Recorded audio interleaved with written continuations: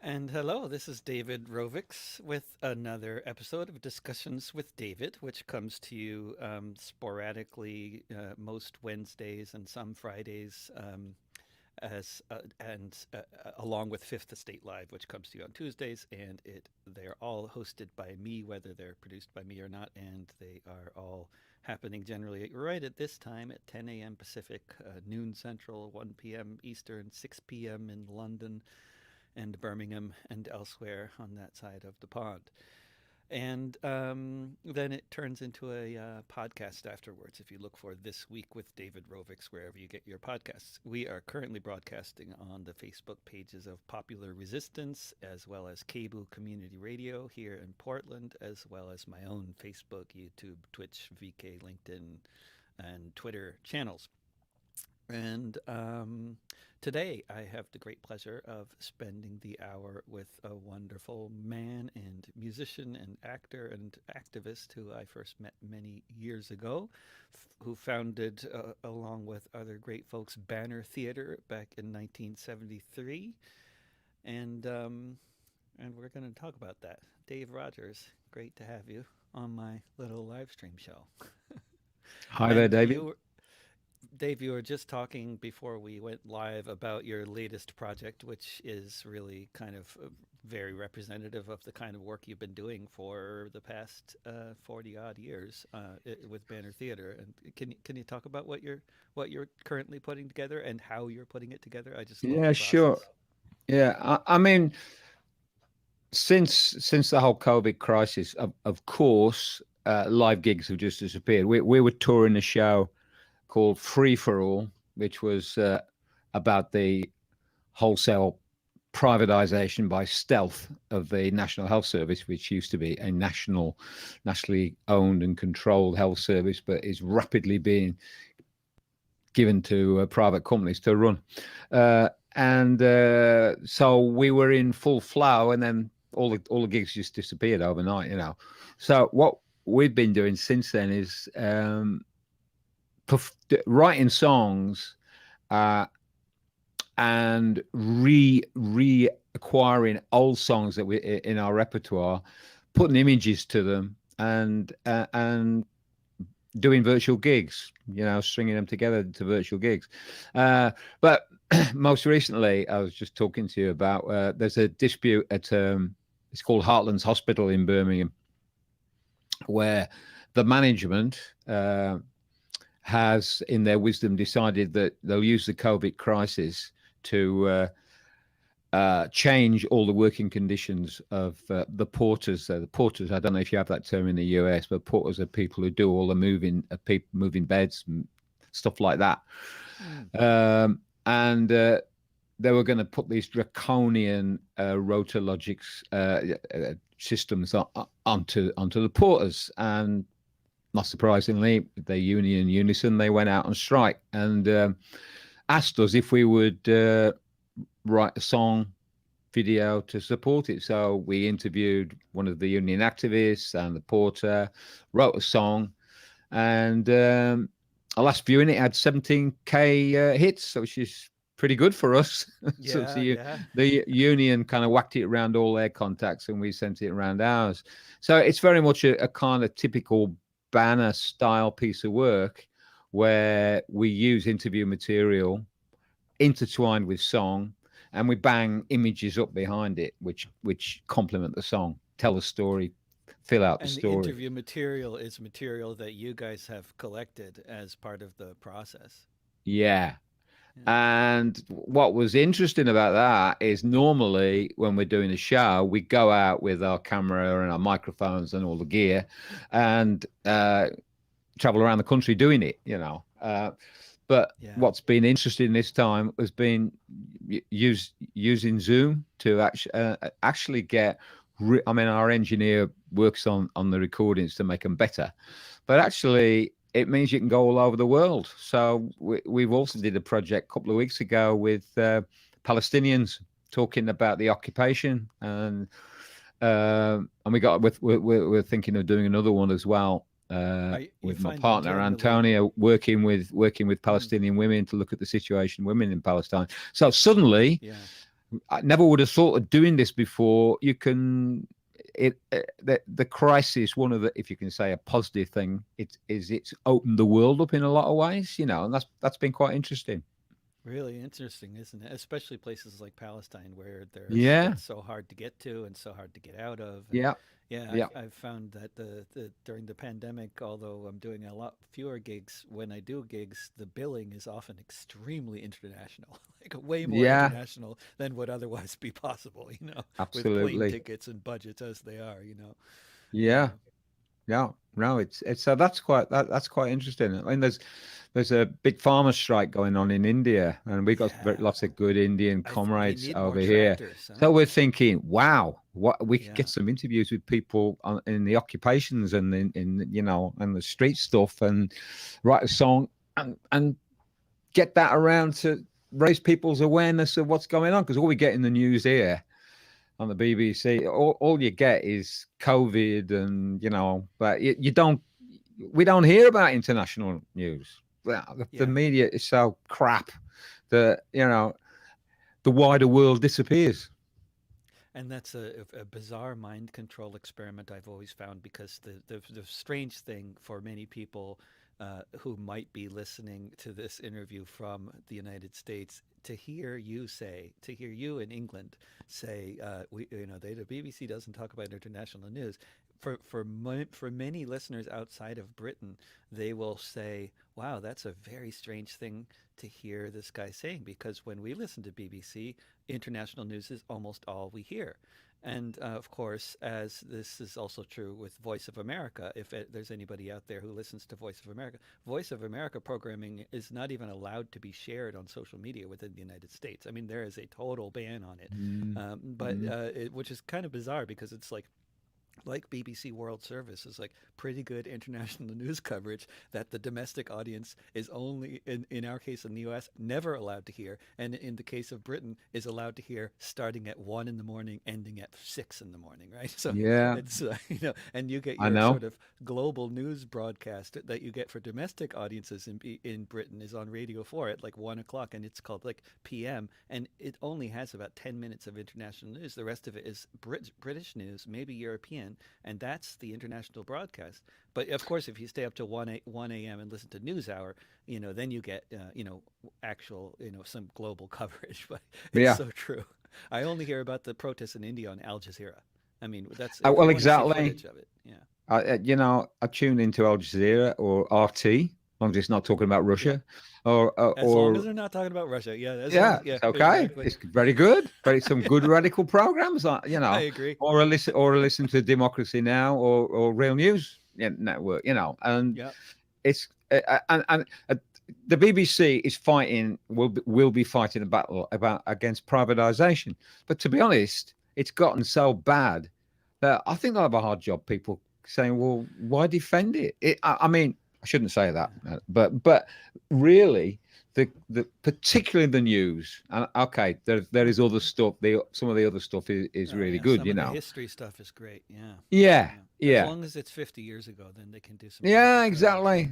But you get so. I mean, there's been the whole campaign to get rid of Corbyn, who was a big threat if he'd taken over the Labour Party and won the election.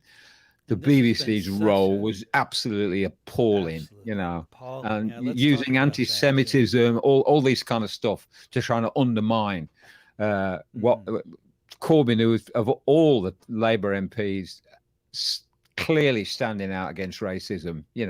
It's a cute And I mean, Dave, you've been at this for a while, and I mean, like if you started Banner Theater in 1973, this is a pretty yeah. good span of time. And Mm, I just wonder, like in terms of like all these accusations of anti-Semitism and all this kind of like, I don't know what I would call left sectarianism, or I don't know, maybe in some way, in some sense, it's part of the whole sort of more extreme end of the identity politics uh, mm, movement over the past few decades. But the way it seems to have gotten to the point where basically, at the smallest possible association with somebody who said something about, against the state of Israel, some kind of guilt by association. I mean, the kinds of accusations that they are taking down politicians with in England Yeah, right yeah. now is just really, really. Have you seen this kind of thing in your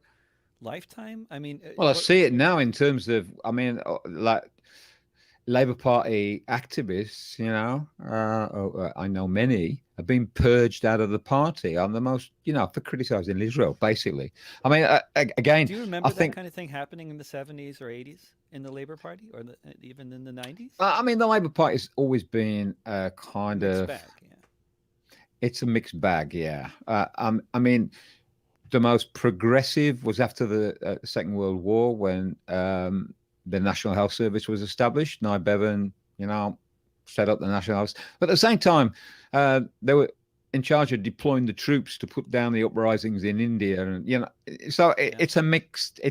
And I mean, and then we had Blair, who was, might just as well have been a Tory in terms of yeah, the impact on privatisation and all the rest of it of public services. So the Labour Party is a mixed bag. But in terms of this kind of this really, I mean, my ex-wife had died 2 years ago, Joyce Kanan. She was Jewish, culturally Jewish, and was appalled by the people, just the state of Israel and building walls yeah, around Palestinians.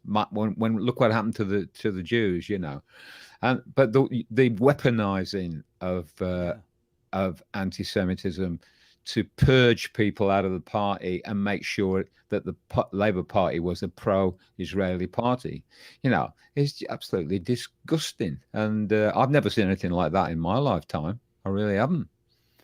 and it's strange Just that we silencing we're people. People are being scared to open their mouths, in case and if you yeah, want to talk about racism in this country, let's be honest about it. If you want to talk yeah, about racism, you're talking about the black and the Asian population, the Muslim population. That's where the real street racism is. And absolutely right. I And mean, my old my, Irish people who haven't changed their names or lost their accent, I would add. But yeah, yeah, absolutely. I'd say less Yeah, so, but less so now. Yeah, certainly Afro Caribbean and Asian. yeah, That's where the really dangerous stuff is.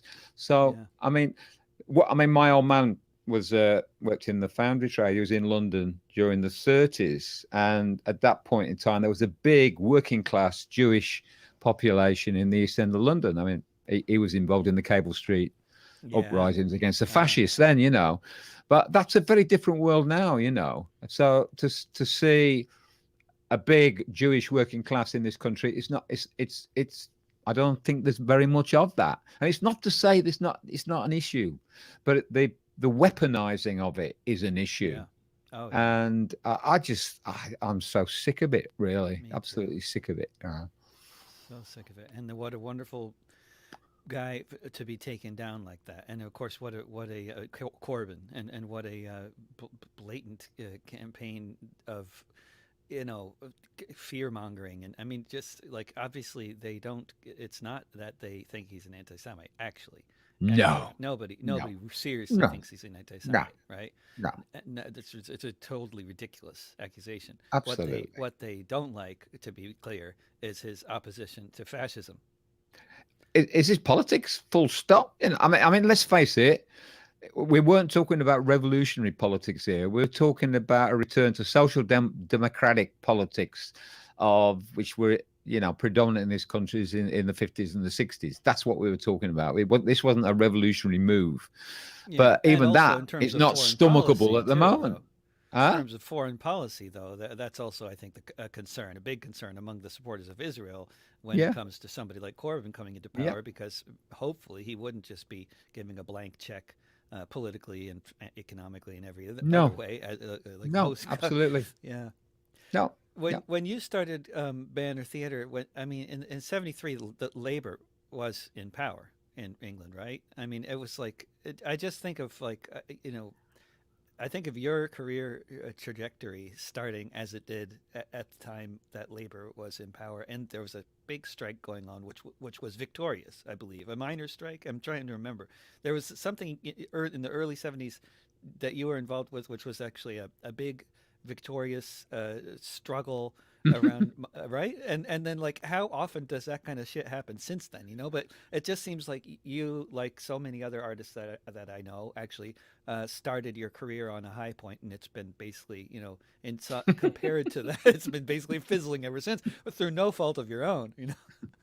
I mean, I think politically, I mean, I didn't grow up in a political family. My stepfather was involved in Cable Street. He was a working class guy, worked in the foundries and all the rest of it. But I don't remember politics being kind of central element in our lives in any way, really.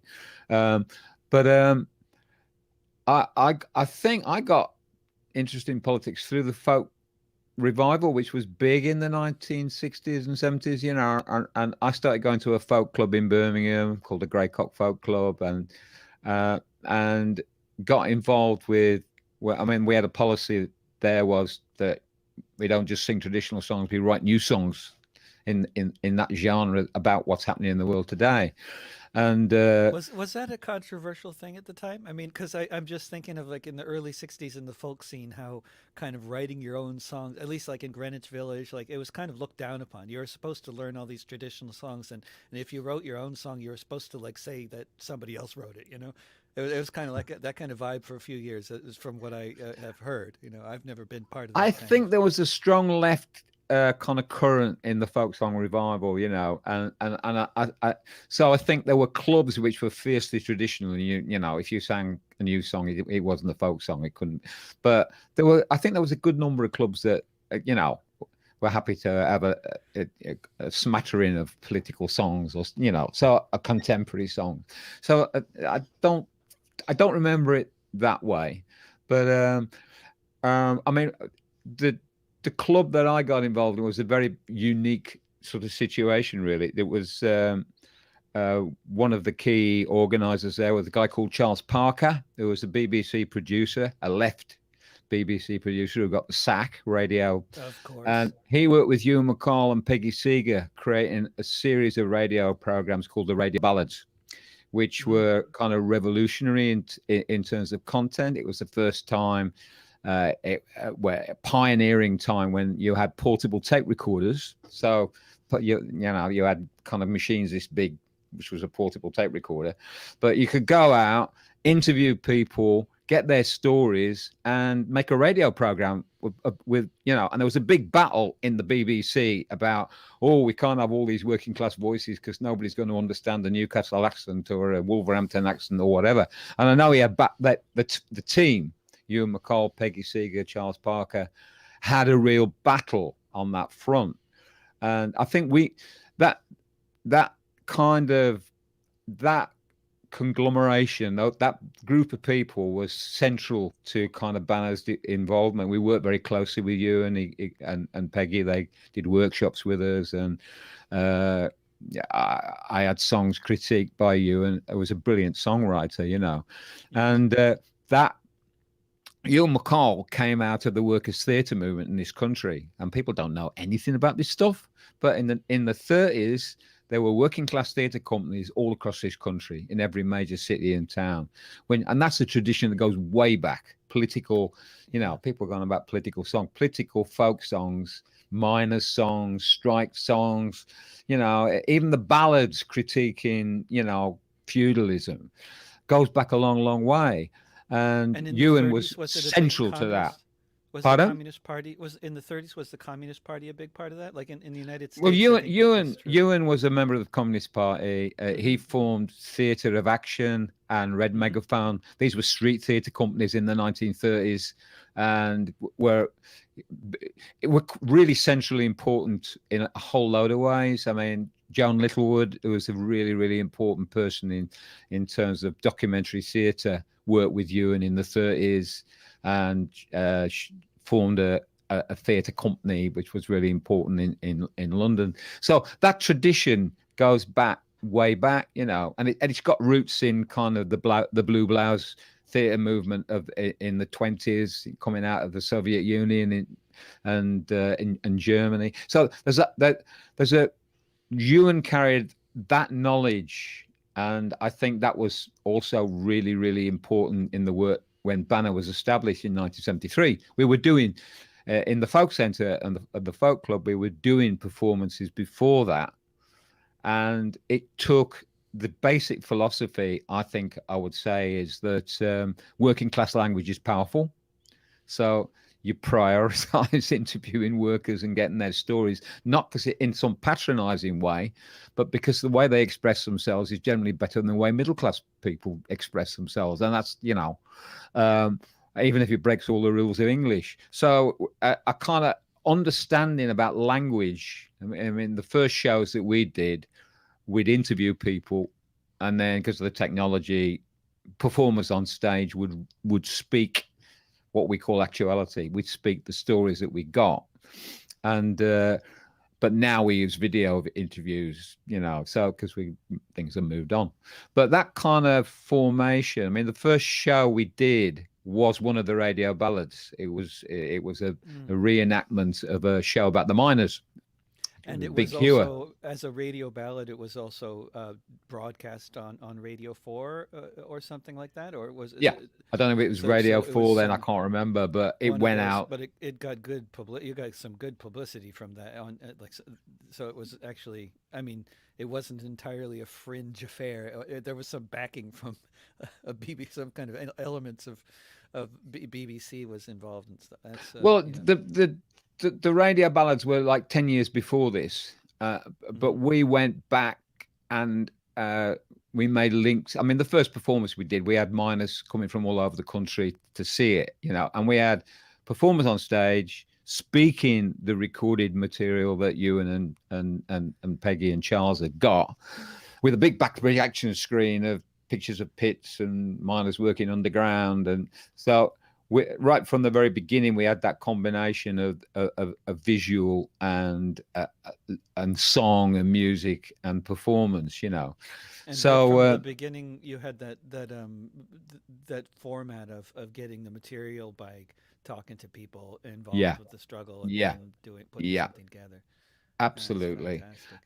Do you know Uh, if is this something that any other theater groups were doing in that kind of with that kind of format, that kind of intentionality around organizing the piece by talking to people first? Is that were you basically taking after Ewan and Peggy in terms of that format, or was that something you were kind of coming up with, or I I mean, think I'm not aware, of other people seriously doing that, but that was like central to our work, really. it's And it as you. established links that have never broke. I mean, our relationship with with the Hmm. miners communities carries on to this day, although there aren't any pits left now. But it also, because you have to go to people and get their stories, you develop very strong relationships with those communities, and that's been a very central part in Banner's work as well. So we get the stories. They come and see the shows. They let us know if they don't like it or we got something wrong, and we rewrite. So that process of engagement is central to the kind of work we do. In the same way with this short piece we've just done with the Porters, we we get their story, we check it out, and then we write a song, and then throw it back at them. And if they don't like it, they're going to let us know. And when you do get something right, and you really tell a story in a way that really speaks to the people whose story you're telling, that's really obvious too, right? I mean, you don't really need people telling you, "Oh, that was great." Like, I mean, as a performer, you kind of can tell, yeah, Yeah, that yeah, we totally nailed it. Yeah. yeah, yeah, yeah. When did you first? Do you remember when you first had an experience like that, where there was a project that was just like completely like To totally be nailed it? honest, it was the very first production, Mm-hmm. with the That's Big a good Hewer, where good the time to have mining that communities experience. in that or miners in that audience. And I remember now one of the guys saying, and it was mainly kind of looking at the life of the miner, and looking at what it's like working down the pit and about the comradeship and all that kind of thing. I remember this guy saying it was like looking at my life down a long telescope, and Fabulous. I thought that's great. Yeah. Take that, And do you remember So the first time you totally missed the mark, where you really got something seriously wrong, or did that has it never been that bad? oh, I yeah, I mean, I can remember we did an anti-racist show, Or and I you'd rather think not talk about it. You don't have to talk about yeah, it. If it was really bad, you could just say it it never wasn't really really happened. bad. It We could was just just rewrite history. It's okay. we thought They it'd be do it good all to the have time. some racists, expressing that, and we rapidly realised not a good idea actually. Maybe not. Right. And Right. it's also about like there's a danger of kind of seeing art culture as a weapon. I know that's a kind of Woody Guthrie and this machine kills fascists and all that, but uh, in a way, it's much more about communication and speaking across the lines and stuff like that. And so deliberately using people, whatever you might think of their views, interviewing them, pretending you're in solidarity, and then sticking them up. Yeah, not a good idea, really. Right. Right. There was, the playwright and actor Tayo Aluko in Liverpool. He wrote a radio play about the Peekskill riots that Okay. when Paul Robeson was almost lynched Yeah. in Peekskill, New York. And we were recording that as live recording sessions online, and the scenes when the racist mob in Peekskill is yelling, and of course the actors had to be the racist mob yelling, and we recorded that live. And as I'm recording this stuff, I'm thinking, oh my goodness, I hope nobody's just like tuning into this. This is not a good time to tune into this live stream. This Yeah, is I know. really not a good time. I mean, luckily that didn't happen, and we were only broadcasting on very small, platform, and everybody who was watching was already understood what was happening. But yeah, anyway, Yeah, that's it's pretty key. You're doing stuff in solidarity, and it's like the language of that is really quite important to get right. I think, yep, So yeah, right. I'll get And where definitely. where you're overstepping, where you're creating a little too much reality, and Yeah, yeah, yeah. I mean, my experience always with every project we've done a lot of work with migrants, and about their experiences, and it's always you learn as much yourself, as anything else. You're doing the interviews. I mean, interviewing Kurdish refugees for a show we did, and finding out about the gassing of the Kurds at Halabja. I knew nothing about this, and I knew nothing about British, French, US involvement in that process of extermination. And so I kind of find the com I think the process of talking to people, I just think is really, really important. And I just think yeah, you engage. And an interview is a really special moment. I find people can't open up. They know it's a special moment, and the way they tell their stories can be really, really powerful. I remember interviewing Annette McNulty, who was someone who was Irish activist who was uh, they tried to jail her around a bombing in up in the northeast, and we went up to interview her about the way she'd been treated by the police and all the bullshit had been laid on her, and that interview went on for 9 hours. She just didn't stop. yep, She just went on, and it was powerful, powerful testimony, and for me, yeah, it's like gold, really. And for me, it's a starting process. The best stuff, I think that goes for you and McCall as well. I think his best songs are in the radio ballads when he's had to base it on interview material he's done with people. So I, yep, I just think it's a great source for songwriters, and not just about the knowledge, but the language, the way things are said, a turn of phrase, all of that is, I think, centrally important about what we call actuality. In other words, interview material. Hmm.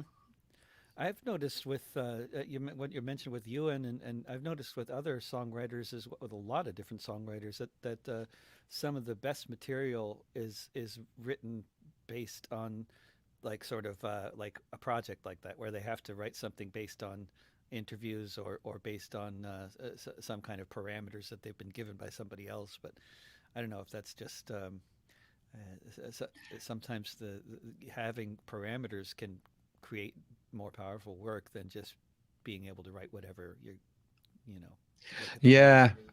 and I think, I mean, some of the kind of initial interviews that Antonio, who's been working with me on Palestine, you go in with one set of ideas about what you're going to ask, and then you suddenly think, yeah, this isn't quite right.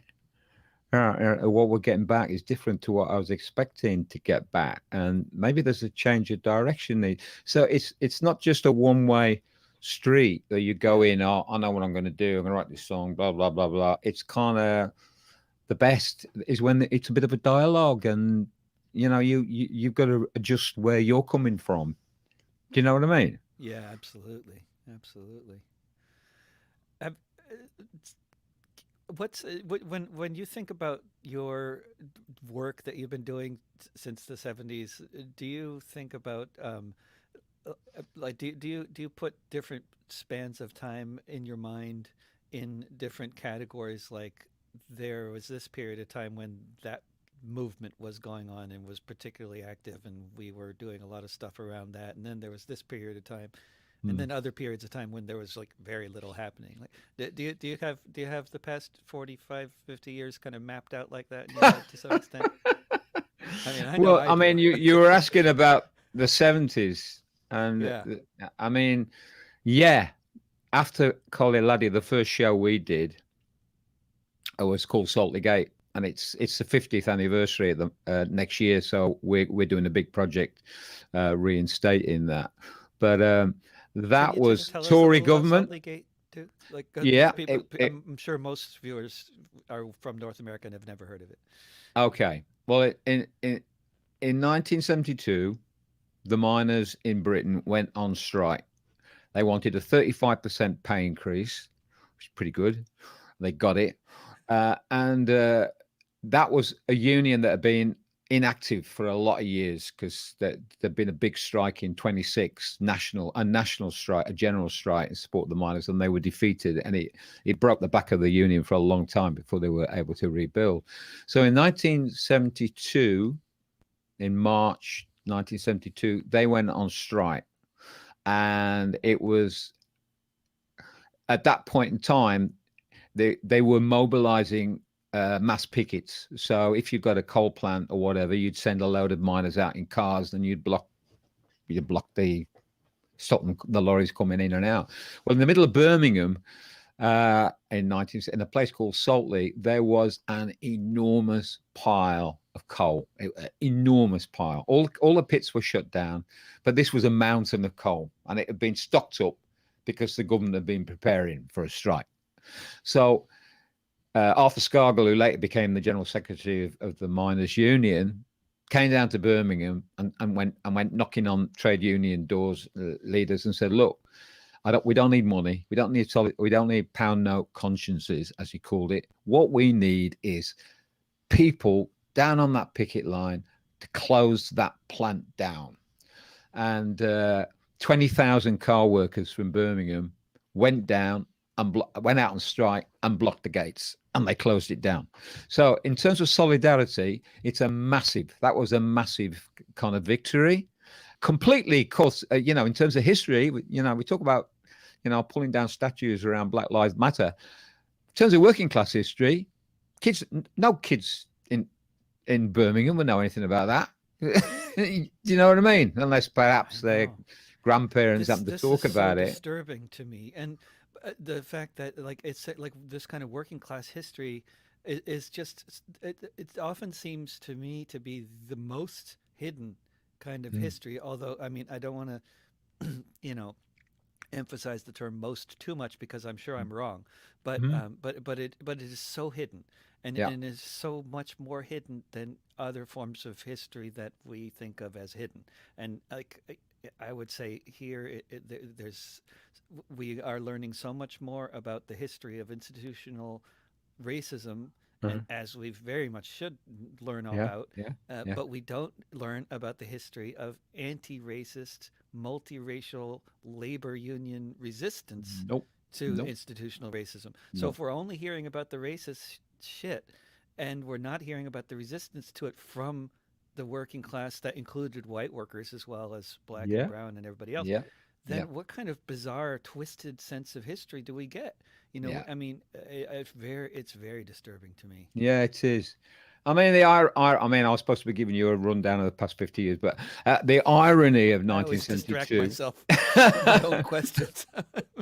the Good. irony of 72 was that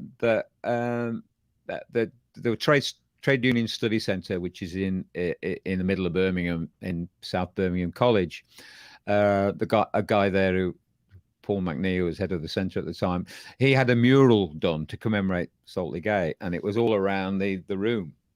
And of course, when the trade union study moved out, it was covered up, like some terrible embarrassment, like Victorian long skirts or whatever to hide legs.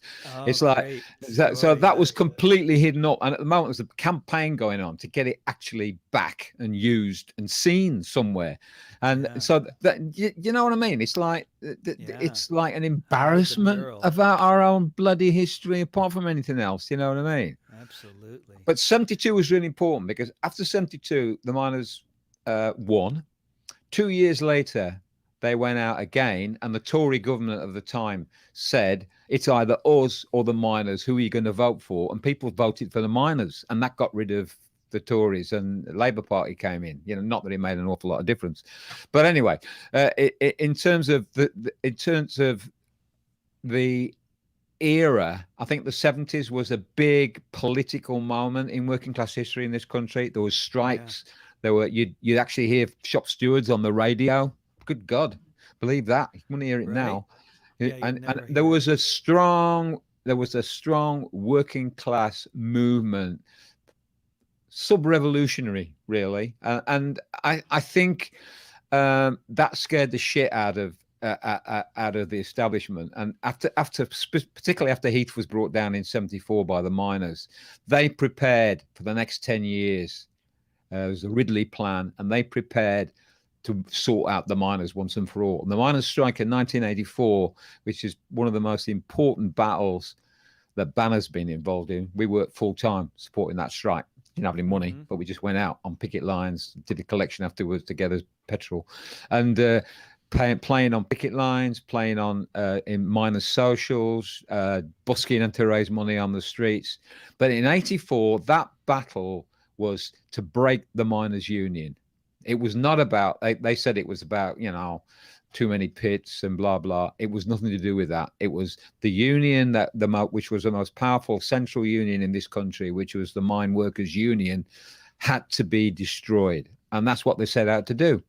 And the miners were on strike for a year, 12 solid months of solidarity, and some of my best comrade friends came out of that strike. Some of the women of women against pit closures just were transformed by that experience. They went all around the world, all around the country, campaigning for that. So uh, they always say we weren't defeated. I mean, I Mm. kind of have a bit of a problem with that idea, but they say we weren't defeated because we learned so much from that strike. So that was the '70s. The '80s was the war against the working class in the way I look at it. Miners' strike was one part of it. Steel workers were next. Right across the board, there was a full on onslaught. Thatcher in power, the birth of neoliberalism in this country. Learned from their experiment in Chile, where they rolled out their first experiments in neoliberalism. We got it, and it was about privatizing every aspect of public ownership, bit by bit by bit. A lot of it by stealth. Because you Yeah. say to people, we're going to privatize the National Health Service. People go, oh, no, you're not going to do that.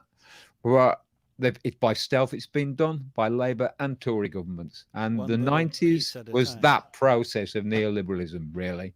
You know, By a Labour government that was just continuing the same process that just the continue the same Tories had process. started. You know, yeah, Right. absolutely. Yeah, and And then and then what? since then, Mhm. it's like, well, I kind of see it more through the kind of eyes of the projects we've been involved in. You know, we Mhm. did a lot of anti-racist work in the 2000s, working a lot with migrant communities and trying to tackle stuff around racism and things like that. And was But that always keeping work? our union base. Always, our Mhm. central organ is the trade union movement. You know, and Were there particular reasons for the timing of the early 2000s in terms of the anti-racist and immigrant rights I work, don't or? know really. I mean, we did a lot of work with the Fire Brigades Union then, and they had a very strong black sections, and they got us in to do stuff about racism in the fire service, and it was a really interesting project for us because even the management in the fire service had to accept that there were issues of racism, and so we were doing performances to like hundreds of firefighters with us doing the show, and then a black sections member of the fire brigades union on one side, a white union official on the other, and a member of the management, and we opened up a discussion after the show about racism in the fires, and that included management racism about employment practices, but it also opened up, what people call banter about Yeah. banter on the shop floor, which was, What uh, we you now are know, more commonly taking the calling piss out of you microaggressions. because you're black and the music you Yeah. listen to, and there was some. God, I saw people walking out in tears with, opening up around gender stuff and things like that. So that Mm. I think it was more a matter of we did things because somebody said, "How about doing this?" So but always kind of holding on to. I mean, I think always holding on to the union class element. So a central element of our work has always been performing on demos and rallies, performing on picket lines. So I think that's kind of always been a pretty central part of the work we do. And I love doing rallies and picket lines. It's great. And what's it been like in terms of rallies and picket lines in terms of like the past decade? Or are things? I know things have been picking up with the Bakers Union and with some Mm. other, at least like the £10 an hour campaign. And but has there been much going on, or is it? I Well, mean, the overall before trajectory COVID, is. we were Mhm. doing all sorts of stuff like doing big rallies around rates of pay and in support of like care workers who were being forced onto privatized pro- projects and contracts, doing work with workers in universities. There's a big strike in Birmingham which we supported, and so it's a kind of wide range of kind of stuff like that, And in terms and of labor unions, like as organizations and their general support for the idea of popular education and theater and the kind of work that you're doing, would you say that i- is it is this becoming a more widespread thing that people realize it's useful, or is it going in the opposite direction? And just I mean, oh I God, don't hate to get me say on it, this but it's one. like things, in so many ways, things have been moving in the wrong direction, in the course of both of our lifetimes, in both in the UK and the Yeah. US. And that's just a sad reality, but that's like, Mm. we'd love to paint our trajectory of our, work as something that resulted in, a positive change, but, it's not looking so good in some I mean, ways. but it's very hard to measure, isn't it? I mean, we got one of the union organisers that with the porters said that a couple of weeks ago, the kind of numbers of porters were dwindling and management were going to win and blah blah. And they said, "Oh, your videos got 17,000 hits and it's boosted their morale." And so it's very very rare that you get that kind of, you know, sense that, oh, maybe we had an impact. Right. Yeah. You know, and I think my I think the trade union movement takes, they just take culture as like, oh, one of those things you just take off the fence and, you know, you you pin it up. So it's like it's it, you're forever battling. I mean, the number of times when we get booked on a rally and they say, oh, it'd be really good to have Banner do songs around this issue and this in between this speaker and after that one. When you get there, I don't do this anymore. I say, if you want us on a rally, we'll sing at the beginning, and that's it. I'm not. Anyway. But they'll say, okay, can you can you do a couple of songs after? And you say, okay. So you get there, you're all ready, you got your repertoire worked out, and then some speaker will come to you. Sorry, mate, I've got a train to catch. Do you mind if I come on before you? And then in the end, you're on at the end when everybody's gone home. So in terms of valuing culture and seeing it as perhaps more effective communication than an endless string of speakers saying the same thing, I don't feel we've made much of an impact on that. I think I get the same problems now that we had then. You know that. And yet you'll go to one rally after another where if you do get a good spot and you're the only musical event at the rally, it's so obvious how people are craving the music But and something how they different. often feel like it's the best Absolutely. part of the rally. And then Yeah. but the organizers never seem to learn from it. No, they don't get it. They're more important about getting Fred, the MP from God knows where, to speak than they are about. But I mean, we developed a whole routine where we get a musical riff going, and then we look at the placards out in the crowd, and we make up chants and get Nice. people to join in with the chants. You know, and that's much more. It's much more moving than endless speeches. You know, Right. I despair with that. I can't, so yeah, that's yeah. I'm whinging on a bit, but it No, I, it's I an think the important battle whinge. around labor movement and culture is certainly not. It's not one that we've won. No, no. And I know you've fair to say you've done the vast majority of your work in Britain, but I think, right? But you Yeah. also have a lot of contact with people from all over the world, and I wonder if you what your thoughts are on labor and culture in other societies like that. I mean, we have a comrade who we collaborate with, Don Bozak in Canada, who's centrally involved in art and culture in the trade union movement in Canada, and we got really good links there, and have taken stuff over there in the past. But most of our work is very much based in this country. I mean, we're thinking, well, we're planning to do a big May Day event, virtual event this year, and try and deliberately find artists in third world countries and get them to perform and tell their stories in the context of a banner platform, you know. But apart, you know, so I'm. I mean, we've done a few times. We've done stuff abroad, but we don't do. We tend to work here. You know, that tends to be our base. I Um, just often, as an artist who's mainly working in certain countries, like North America and certain European countries, I just often feel a bit jealous of a lot of the musicians in Latin America, mm, because I mean, I mean, not to, I mean, there's a lot of artists like who do this kind of basically explicitly political material in the form of theater and mm, music, mm. and there's a real tradition there of, I mean, Silvio Rodriguez, 90,000 people come to hear him sing Yeah, songs about, yeah, the Cuban Revolution, yeah, yeah. when he True. performs in any city in Latin America, if they have a Yeah, stadium that fits yeah. 90,000 people. And he's Mm. not the only one like that, right? No. So it's just, I just think of that whole nuevo canción tradition and the tradition of like the theater of the oppressed, and this. I mean, it seems to be in many ways a more evolved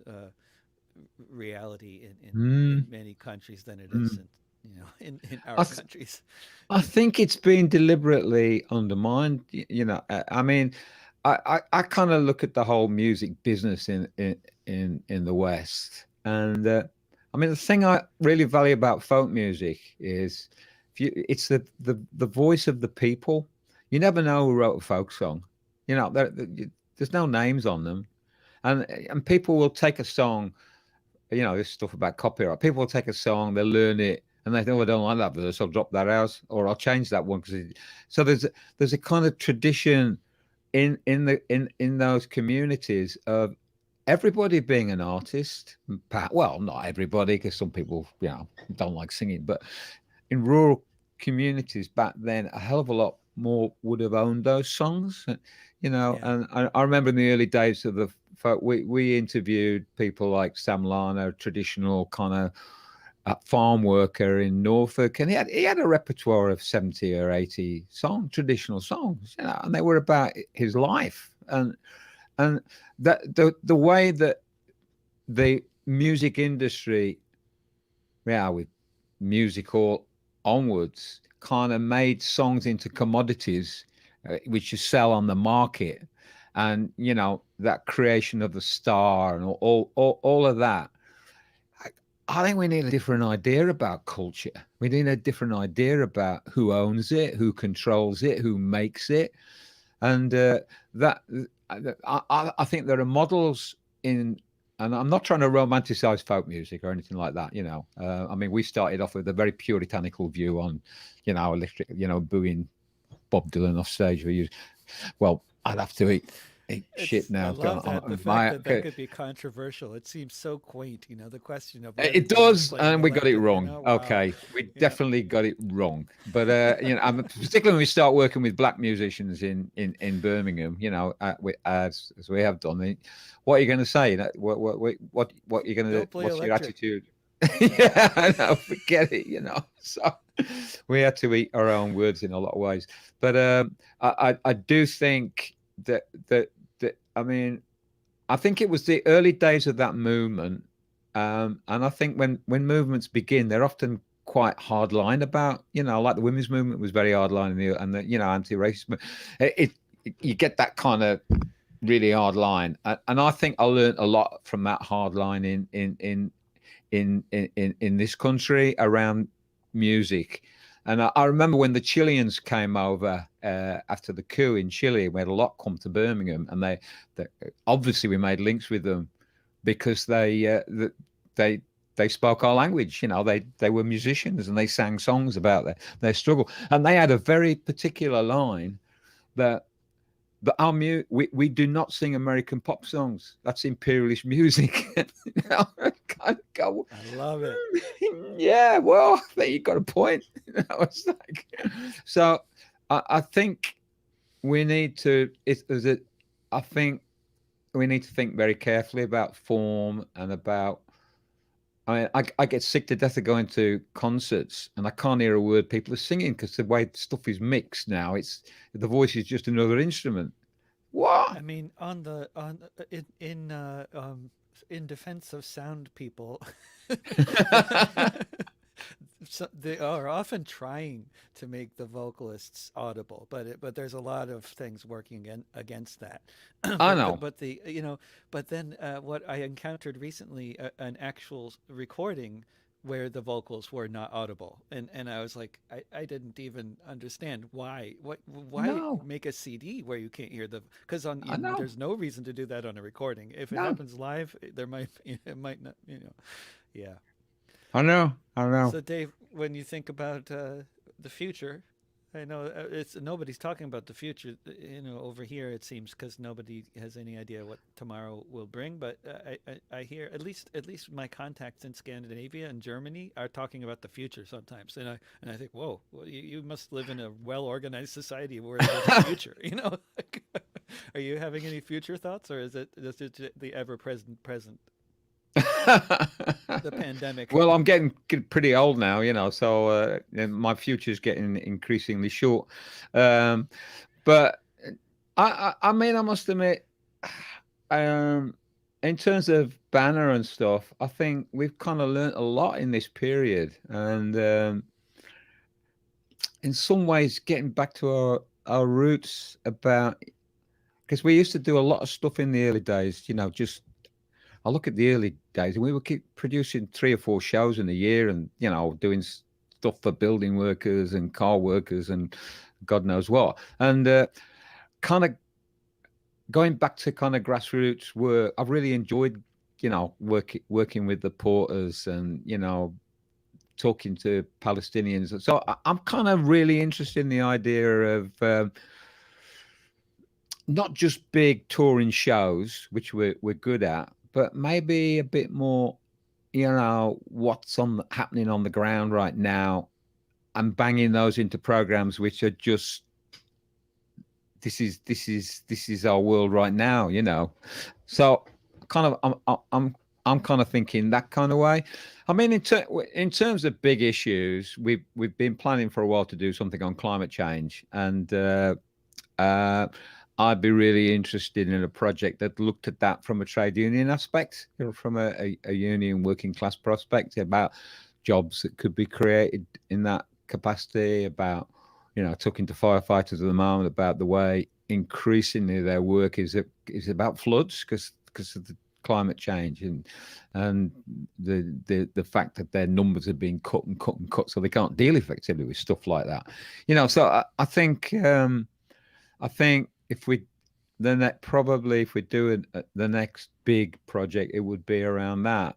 But I'm also really interested in holding on to kind of being able to do and really prioritize the grassroots now kind of struggles. Yeah. And what's what you got any broad political predictions on the state of Britain over the next year, or Europe or the world? Oh my God. I Yeah. had to interview you with Well, these I mean, ridiculous questions.